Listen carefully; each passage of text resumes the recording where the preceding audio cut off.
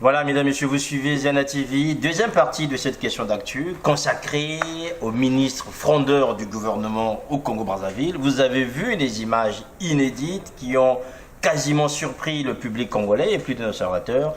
La ministre du Commerce, Madame Claudine Moundari, assise aux côtés d'un leader de l'opposition, Monsieur Mathias Nzon. Au début, à l'ouverture du dialogue de Brazzaville, notamment ce dialogue appelé le dialogue de Diata, on a vu aussi un autre ministre, à la conclusion de ce dialogue, M. Brice Parfait Kolela, fonction publique, être assis aux côtés de M. Andrew Kombisa-Lissa et d'autres teneurs de l'opposition, alors que ces deux ministres siègent encore au gouvernement. Que se passe-t-il dans ce gouvernement? Est-il en crise? Il est vrai aussi que ces ministres ont plus vu le président de la République depuis quelque temps, puisqu'il n'y a pas de conseil de ministres, et pourtant, ils sont là désormais très actifs, aux côtés de l'opposition réunie, dans ce front qui veut emmener la majorité présidentielle au respect de la Constitution et surtout de l'ordre constitutionnel. Alors, messieurs, est-ce qu'on va reconnaître ici que c'est une situation inédite, les ministres en exercice s'afficher d'une manière aussi claire aux côtés de l'opposition dans des grandes réunions qui s'opposent à leur famille initiale? Venez nous rejoindre sur ce plateau, mesdames, messieurs, Sir Turquier, qu'on ne présente plus, que vous avez déjà vu sur ce plateau, qui est donc responsable en charge des questions d'institution au sein de l'association Congo-Yasika. Alors, je veux commencer, Sir Turquier, comme vous venez d'arriver. Est-ce que d'abord, bien avant qu'on rentre dans le fond de ce sujet, est-ce que c'est une situation inédite? Des ministres en exercice qui s'affichent dans les réunions de l'opposition? Oui, bien sûr. D'abord, je vous remercie pour cette invitation, une nouvelle sur le plateau donc, de Ziana TV. J'ai toujours, je continue à croire à la vertu du dialogue. Je pense que ces échanges-là sont à même d'éclairer l'opinion nationale congolaise et l'opinion internationale. Évidemment, la situation aujourd'hui au sein du gouvernement du Congo, où on voit les ministres en exercice se retrouver dans une réunion qui, pour ainsi dire, a été presque niée, boycottée, parce que, comme le disait le chroniqueur en première partie de cette émission, les palais nationaux, les lieux consacrés pour le débat ont été interdits à l'opposition dite radicale. Moi, j'assume. J'assume le suffixe ou l'attribution radicale. Oui. Voilà. Si aujourd'hui l'opposition est taxée de radicale, c'est parce que cette opposition, aujourd'hui, la démonstration a été faite à Diata, que le pseudo-monologue de CBT a été un catalogue, sinon, pour reprendre l'expression de mon frère en face, ça a été, on est sorti de la pratique du droit. Aujourd'hui, les ministres qui se retrouvent dans cette réunion, je pense pour ma part, je crois qu'il y a une espèce, il y a un sursaut d'orgueil. Moi, je peux penser que ces ministres, aujourd'hui, se rendent compte que la pratique politique aujourd'hui, dans le fonctionnement des institutions, ils se rendent compte quand même que le pays est empêtré dans une telle crise que finalement, ils doivent prendre leurs responsabilités. Donc, ce n'est pas étonnant, mais cette crise-là, nous l'avons vu venir depuis longtemps. Depuis longtemps, nous avons appelé, entre autres avec d'autres forces de l'opposition, les États généraux en son temps, qui étaient en quelque sorte aussi un dialogue. Je termine par là, le dialogue est inscrit aussi dans la Constitution, dans le préambule de la Constitution. C'est juste un principe qui est énoncé dans le sens de la nouvelle façon de faire la politique. J'en ai terminé. Voilà, donc on a bien compris qu'il y a bien crise. Est-ce que Abdelaziz Maïga, vous reconnaissez aussi qu'aujourd'hui le gouvernement congolais est en crise, même si personne ne veut l'avouer ou on en parle officiellement? Moi, je vais revenir sur ce que a dit mon collègue PCTiste. Le président Denis Sassou Nguesso n'a nullement dit qu'il serait candidat à une prochaine élection. Et le président Denis Sassou Nguesso a juré qu'il ferait respecter la Constitution. Donc en partant de là, je pense que ceux du gouvernement qui n'étaient pas au dialogue de Diata, c'est eux qui sont en crise. C'est eux qui sont tout à fait en contradiction avec le serment qu'a fait le président Denis Sassou Nguesso. Et que les seuls qui sont au dialogue de Diata sont vraiment les républicains, et ce sont ceux qui sont en accord avec le président Denis Sassou Nguesso. Donc sur les 34, en fait, il y a 2 républicains, les autres, en fait, c'est des... Peut-être que les autres n'ont pas lu la Constitution. Donc je pense que s'ils nous donnaient leur adresse mail, moi je me ferais un plaisir de leur envoyer la Constitution. D'accord. Est-ce que, chez vous, on vous a indexé tout à l'heure, le PCTiste, est-ce que vous pensez que les 30 autres ministres du gouvernement n'ont pas lu la Constitution?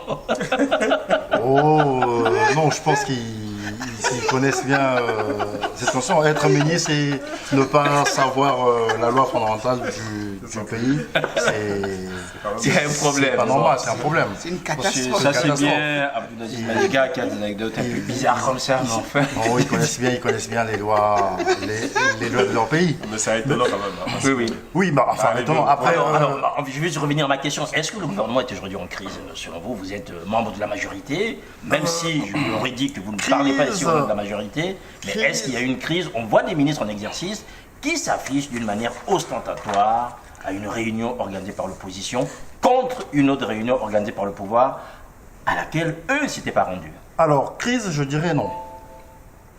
Ça n'engage que moi. Crise, je dirais non.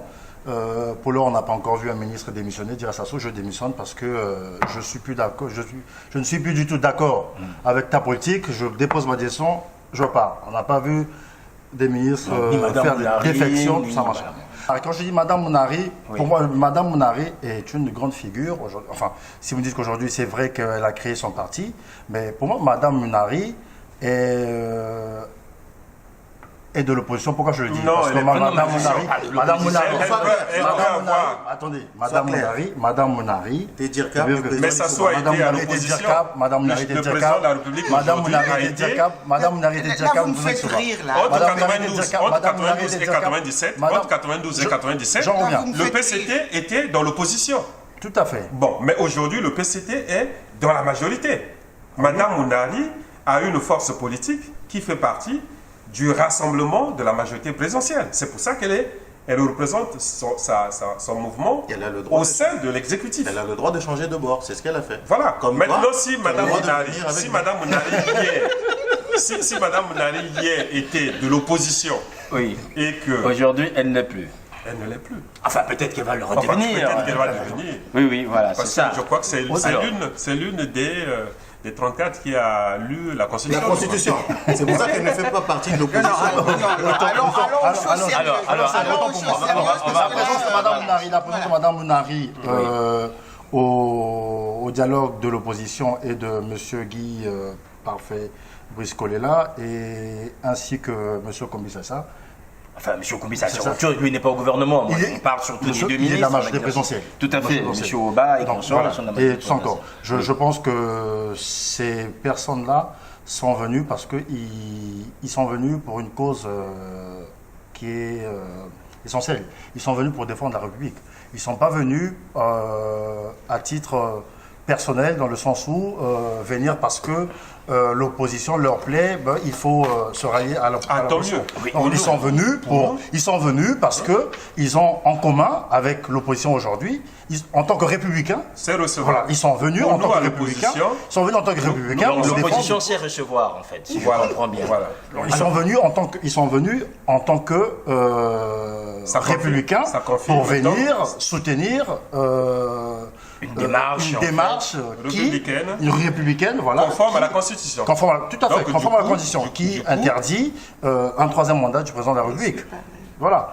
Donc, après, moi, je ne trouve pas ça donc, pour vous, il n'y a pas de crise. Non, pour moi, il n'y a pas de crise, je trouve pas ça choquant. Voilà, donc, les 2 ministres ne s'opposent pas du chemin d'avenir. Oui. Les 2 ministres ne s'opposent pas. Là, je ne comprends plus rien. Non, mais c'est vrai. On va arriver parce que les 2 ministres ne s'opposent pas. pas le changement de constitution. Voilà, les 2 ministres ne s'opposent pas du chemin d'avenir, puisqu'ils siègent dans la majorité présidentielle. M. Guy Parfait-Colela est ministre. Non, je parle de la crise au sein de cette majorité. Il faut qu'on réponde à la première question. Il est en train... Pour moi, il n'y a pas de crise. Non, mais je t'ai compris. Pour moi, il n'y a pas de crise. D'accord. Donc, ces 2 ministres ne s'opposent pas à la gouvernance de Denis Sassou Nguesso. Ici, en France, quand il y a crise, quand il y a eu crise au PS, c'est parce qu'il y a eu des députés, des ministres qui se sont opposés à la politique de François Hollande.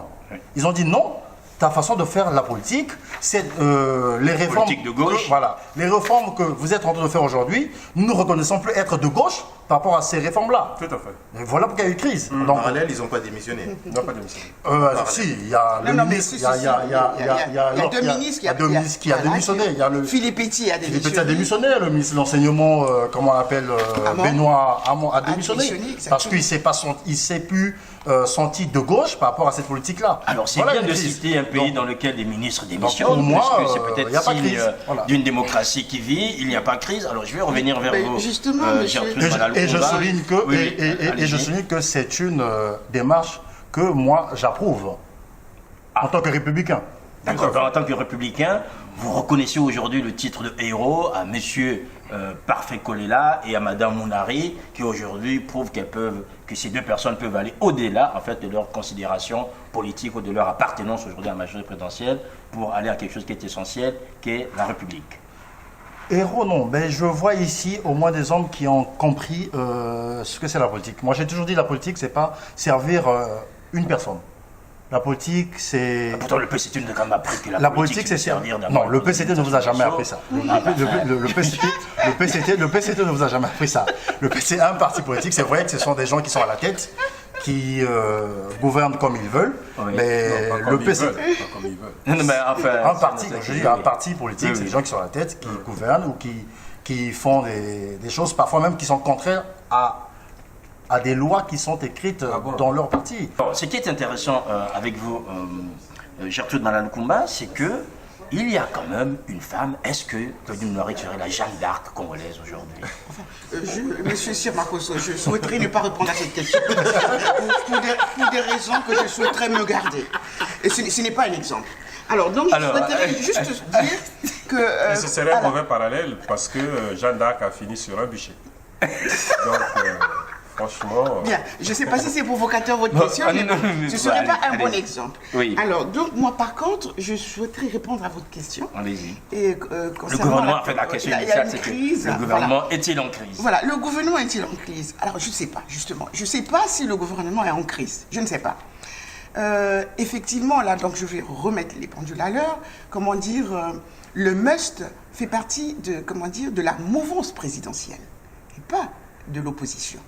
Donc c'est pour ça d'ailleurs je pense que ce must dans la présidence se trouve, comment dire, au gouvernement. D'accord? Mais moi, ce qui m'émeut, hein, ce qui m'émeut et ce qui, comment dire, me rend perplexe, c'est que deux ministres du gouvernement parlent en, comment dire, en antinomie avec comment dire, le pouvoir de Brazzaville, dont ils sont solidaires, se retrouvent concomitamment avec l'opposition dite radicale. Et je vous dis que j'aime pas le mot radical, c'est une opposition. Alors, moi, ce que je souhaiterais tout simplement, ou on est avec le gouvernement et sa politique, ou on démissionne. Alors moi, ce que je souhaiterais, c'est que les ministres qui pensent autrement maintenant, hein, contre comment dire, la politique gouvernementale, qui sortent du bois, qui se rapprochent du, comment dire, de l'opposition, de la vraie opposition, démissionnent. Ils doivent démissionner. En fait, ils doivent démissionner que... Dans le sens d'éclairer, quand même. Voilà, c'est-à-dire que M. Sassou le veuille ou pas, ces ministres doivent démissionner. Ils ont éclairé, ils vous ont déjà montré. Mais non, ils doivent. Ils vous ont déjà montré un indice. Monsieur, le fait de venir. Ils doivent être cohérents. De dire que nous sommes d'accord avec vous sur quel point. Mais non, monsieur. C'est ça, parce que ils ils doivent sont pas être peut-être qu'ils sont pas d'accord. Ils sont pas d'accord. Ils sont pas d'accord. Être cohérents avec eux-mêmes. Enfin, si je suis le Voilà. raisonnement de ma consoeur à côté, c'est qu'ils doivent être, ils doivent mettre en accord les paroles avec les actes. Peut-être le moment viendra quand le président dira qu'il sera candidat à l'élection présidentielle, peut-être qu'à ce moment-là, il dira, en ce moment, on démissionne. Là, ça ne fonctionne pas. En ce moment, on démissionne. Monsieur, vous si, me parce que permettez, pour eux, vous me parce que permettez de terminer mes propos. vous Vous en me prie. permettez. Je vous en Alors prie. Le président ne sera moi, pas je déjà ne sais candidat pas, parce que je ne il sais est pas à son dernier s'il mandat. y a crise, parce que je ne suis pas encore persuadée que ceux qui sont rapprochés de l'opposition sur un thème bien défini n'ont pas encore démissionné. Pour moi, je suis perplexe. Donc, pour qu'ils soient en harmonie avec eux-mêmes, ils doivent démissionner. Ils doivent montrer les coups des franches pour dire que bon, là, ce n'est pas bon. Et donc, l'exemple qui a été pris tout à l'heure concernant, ce qui se passe au moins sous d'autres cieux, lorsqu'on n'est pas d'accord, on la ferme ou on démissionne. Alors, ils ne l'ont pas fermé. Donc, ils doivent démissionner. Donc, pour vous, et là, je croirais que ces frondeurs-là, ont vraiment rejoint, le peuple. Enfin, si je comprends bien, je pense que vous êtes un peu dubitative en fait sur l'engagement Très dubitative, de ces personnes, notamment qui sont parties de la majorité présidentielle, vers l'opposition aujourd'hui, ce que Arsène Poitier appelait des ouvriers de la dernière heure. Parce qu'il y a eu toute une histoire que je ne vais pas étaler ici. Par le passé, il y a eu toute une histoire. Il y a eu des fronts qui ont été... Est-ce que vous pensez qu'on leur a ouvert les portes trop rapidement? Alors, moi, je vais plutôt dire autre chose. Bon, c'est à vous, je vous remets devant votre propre conscience. Monsieur Sassou Nguesso est un fin stratège. C'est un fin stratège. Je vais m'arrêter là. Donc, à Brazzaville, on devrait s'en méfier, finalement, de ces gens qui arrivent. Est-ce que... Qu'il démissionne, et puis on croira. C'est tout. Voilà, démissionner. Est-ce que vous pensez aussi, il y a Dean Elvis Okombi Tchalisson, qui est le patron d'un mouvement qui s'appelle Pona Ekolo, a invité les deux ministres, comme dit Mme Alalou tout à l'heure, et leur a donné 2 semaines. Il va partir du gouvernement. Est-ce que vous pensez qu'aujourd'hui, pour qu'il soit crédible, il devrait démissionner, Mme Onari et... Mais c'est un mélange, c'est un fourre-tout. C'est monsieur Okombi Tchalisson. Oui, c'est ça. Tchalisson, je l'ai suivi. J'ai été des Congo chez moi. Donc je suis souvent les actualités. Quand j'entends parler ce monsieur-là, les bras m'en tombent.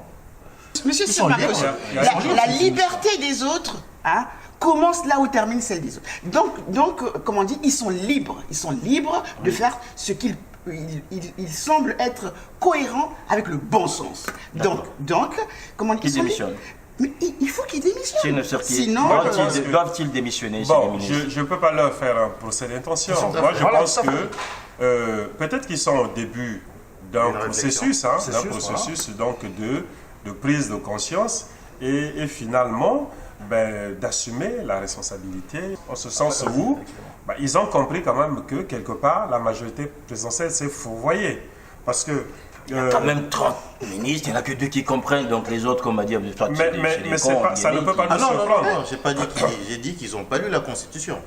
Oui, mais j'ai pas dit qu'ils n'étaient pas... Je ne vais pas leur faire injure qu'ils n'aient pas lu la Constitution. Dans tous les cas, comme l'a dit Gertrude tout à l'heure, il serait normal, d'abord pour eux-mêmes, pour leur propre crédibilité, qu'ils aillent jusqu'au bout de la logique. C'est-à-dire, à un certain moment, ils ont commencé à poser des actes majeurs, décisifs, en ce moment-là, qu'ils aillent jusqu'à la fin, qu'ils démissionnent, parce que ils ne peuvent pas se retrouver dans ce bricolage-là.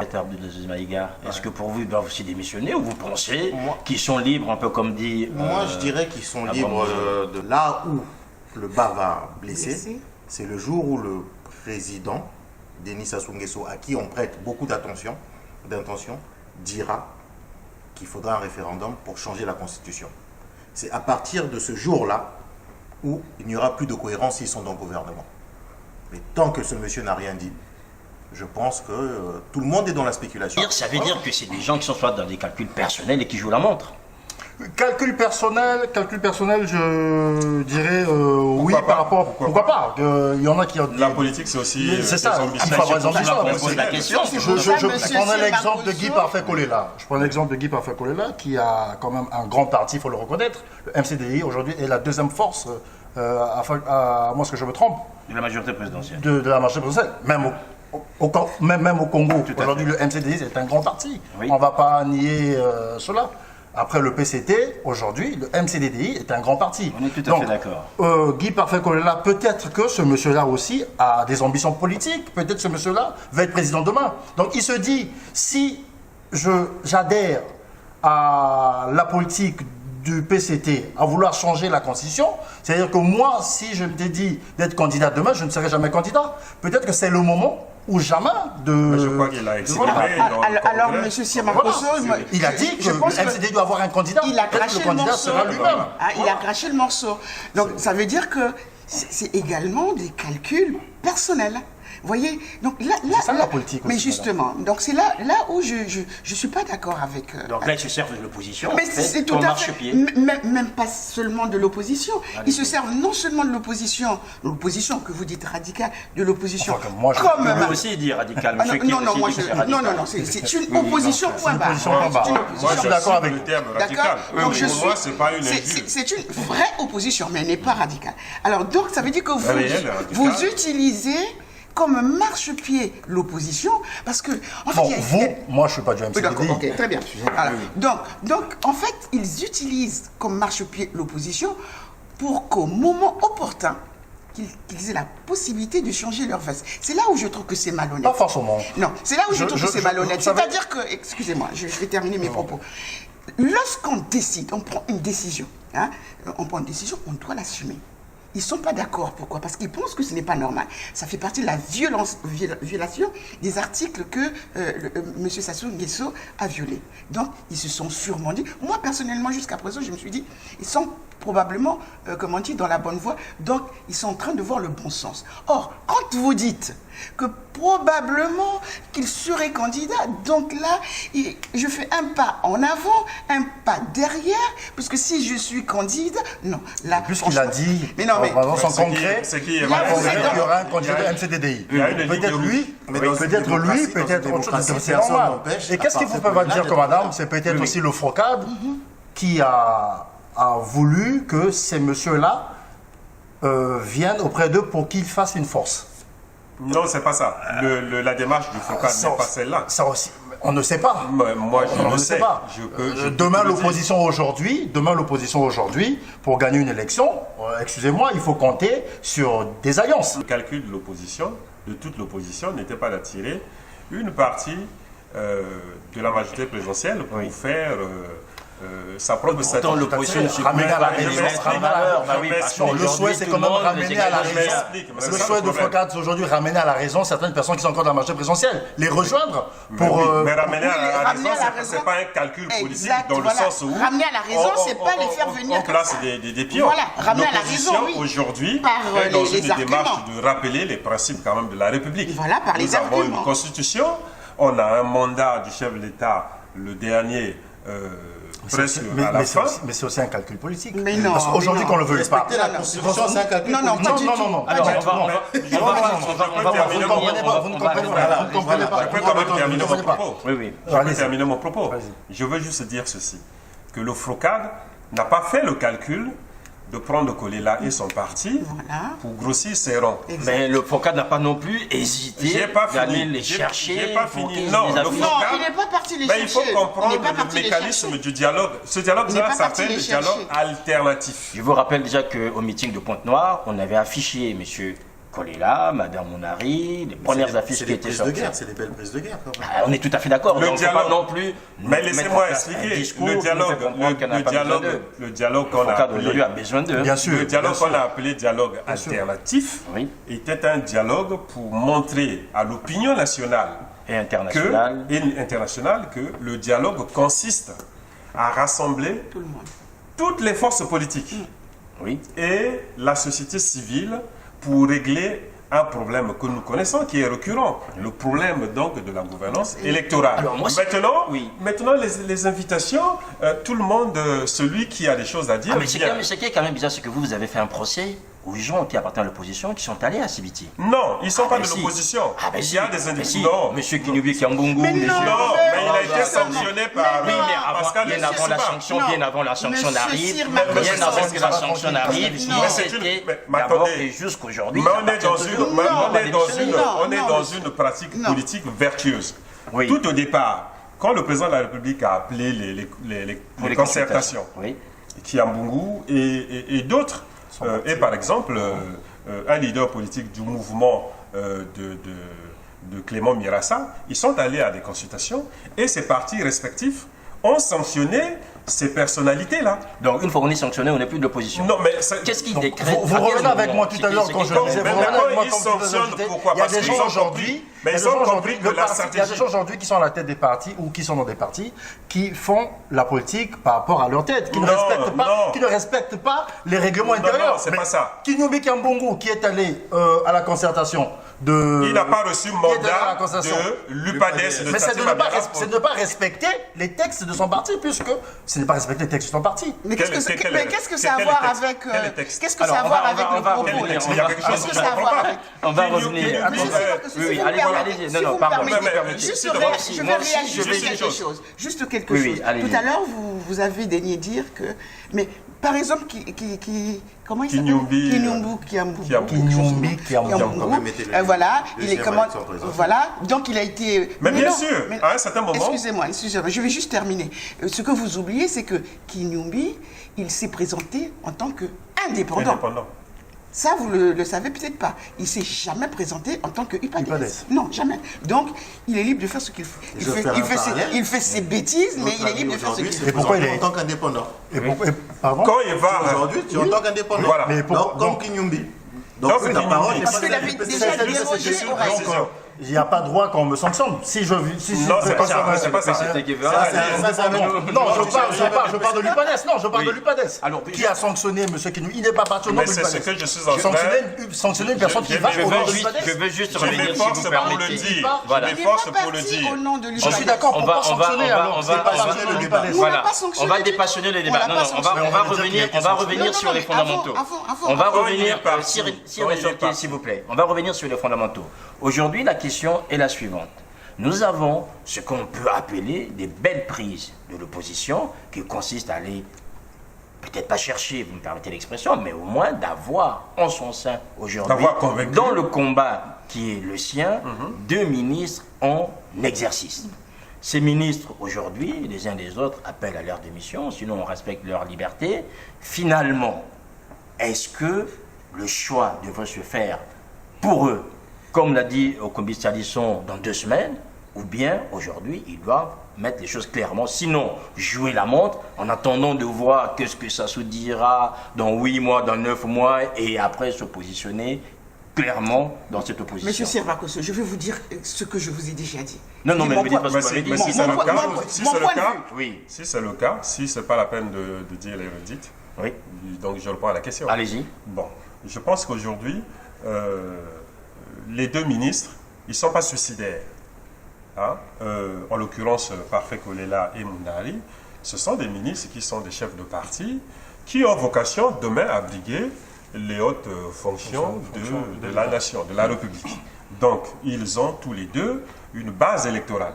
Bon, dès le moment où ils se sont exprimés sur des sujets fondamentaux, dans le respect de l'ordre constitutionnel, moi, pour ma part, comme mon frère en face, moi, je pense que peut-être qu'ils estiment que la ligne rouge aujourd'hui n'a pas été franchie. Est-ce que finalement, vous me répondrez pour conclure cette deuxième partie, les deux ministres ont été courageux? Est-ce que vous parlerez de courage politique dans les décisions prises par Claudine Mounari et son collègue, M. Parfait Kolela? Je dirais oui. Oui, ils ont fait preuve de courage politique. J'aurais tendance également à dire oui à 80% qu'ils ont fait preuve, comment dire, de courage politique. Et moi, je tiens encore et j'insiste, je persiste et je qu'ils aillent au bout de ce courage, qu'ils aillent au bout de la logique, de ce courage pour aller jusqu'au bout de leur logique, voilà, en démissionnant, mais immédiatement, sans condition. Oui, courage politique, vous avez parlé de républicains aujourd'hui. Républicains, oui, c'est des personnalités qui ont été très courageux, et il faut dire aussi que aujourd'hui, pour une fois, on a des personnalités qui sont dans le gouvernement et qui disent en face au président de la République, non, ce que vous faites, c'est pas bon, nous adhérons pas à ce chemin-là.